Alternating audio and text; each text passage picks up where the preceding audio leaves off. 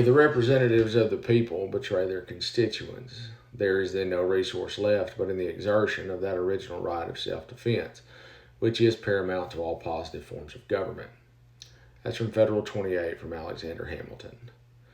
These words are not a relic, they are a spark still burning. They come not from an ivory tower theorist, but from a man who had seen tyranny in uniform, who had stood against muskets and bayonets turned on his neighbors, and who understood the simple truth that no parchment barrier could protect liberty if those in power chose to betray it. You see, for Hamilton, there was only one safeguard that mattered: the people themselves. And Federal 28 is often remembered as a technical defense of federal power, but beneath the surface it is something far more dangerous and far more honest. It is a confession that governments are corruptible, that betrayal is inevitable, and that liberty survives only if the people refuse to bow when it comes. Hamilton makes no attempt to soften the truth. Representatives will betray. Armies will be turned inward, and when they are, it is not institutions or constitutions that will save freedom. It is the willingness of the people to resist, to exert that original right of self-defense that belongs to them by birth. Hamilton was not glorifying violence, he was sanctifying dignity. To him, liberty was not a fragile ornament to be guarded only by elites, but a living possession of the people. And if rulers tried to take it away, the people had both the right and the duty to defend it. And that defiance was not rebellion against the spirit of the Constitution. It was the very condition of its survival. He did not leave this argument in the abstract. In Federal 29, written immediately afterward, he turned to the question of the militia. Hamilton knew that liberty could not survive if the people were disarmed or helpless before professional armies. His vision was not of a vast, unwieldy militia encompassing every citizen, but of an armed populace nonetheless, neighbors that were trained enough to defend themselves, communities that retained the muscle memory of resistance. The revolution had not been won by regulars alone. It had been won by farmers who left plows in the fields, printers who left presses silent, and preachers who stepped down from pulpits and picked up muskets. By insisting on a citizen militia, Hamilton gave practical shape to the right of resistance he declared in Federal 28. James Madison added his voice in Federal 46, and together their words form a harmony of defiance. Madison argued that even if the federal government sought to subdue the people, it would not succeed. State governments, local loyalties, and the attachment of Americans to their liberty made true oppression damn near impossible. An army raised by the federal government could never overwhelm the combined weight of state militias and citizen resistance. The very structure of American federalism, with layers of power and loyalty diffused across the states, ensured that no central authority could long tyrannize a people jealous of their freedom. For Madison, the balance was not hypothetical. It was inevitable. If federal rulers attempted betrayal, the people would resist, and they would win. This belief was grounded not only in immediate political design, but in deeper philosophy.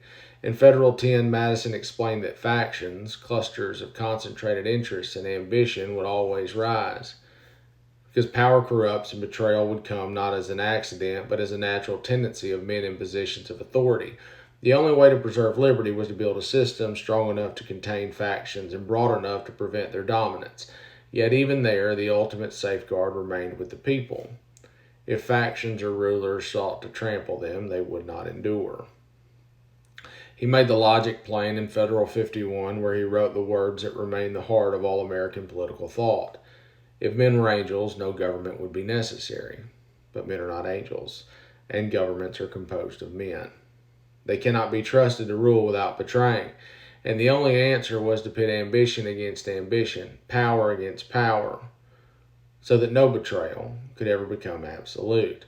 In the architecture of checks and balances, Madison was building an institutional echo of Hamilton's original right of self-defense. Liberty would be preserved not by the virtue of rulers, but by their limits, by the constant friction of ambition, and by the people themselves who held the ultimate leash. And Hamilton, for his part, made clear in Federal 84 that liberty was not the gift of governments at all. He actually opposed the idea of a Bill of Rights, not because he thought rights were unimportant, but because he feared reducing them to a list would imply they came from paper rather than from the people themselves. Because to Hamilton, rights were natural, inalienable, and prior to any government. A constitution might declare them, but it did not create them. They belonged to the people by birth and could not be erased by betrayal. This was the same truth he had thundered in Federal 28. Liberty is not dependent on the goodwill of rulers. It lives in the people, and if it is attacked, the people hold the right to defend it. Together, these essays form not isolated arguments, but a consistent philosophy. Betrayal is expected. Power will always tempt. Governments left unchecked will turn against their own, but liberty is not helpless.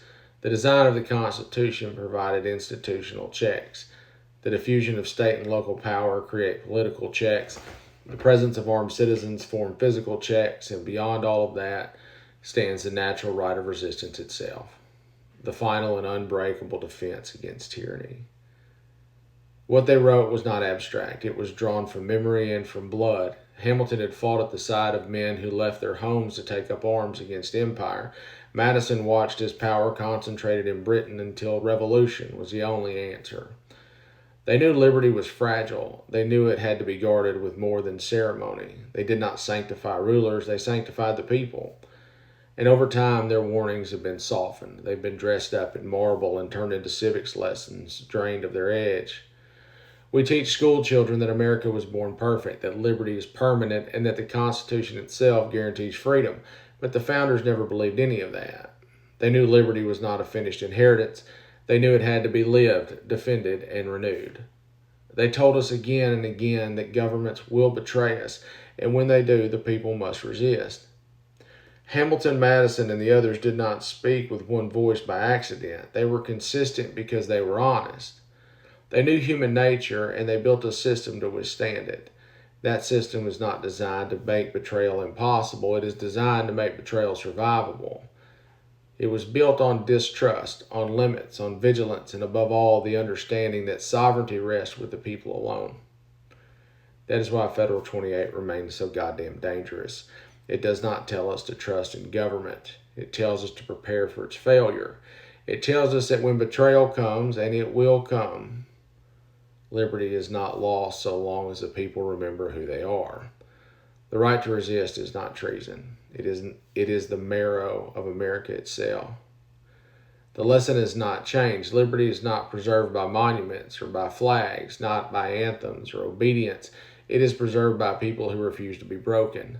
The founders knew it. They told us plainly, and they left us no excuse to forget. Hamilton's words still thunder, not as a relic, but as a promise. If the representatives of the people betray their constituents, there is then no resource left but in the exertion of that original right of self-defense. And the echo is clear. Liberty will be betrayed.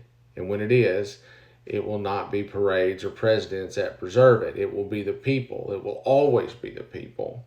And if the day comes when betrayal wears the face of law, the people remain the law's final master. That is not rebellion. It's not sedition. That's America, unvarnished and unafraid. That is the defiant truth the founders carved into the nation's spine. That liberty has never been given. It is kept. And if it is taken, it must be taken back. Defiance till death.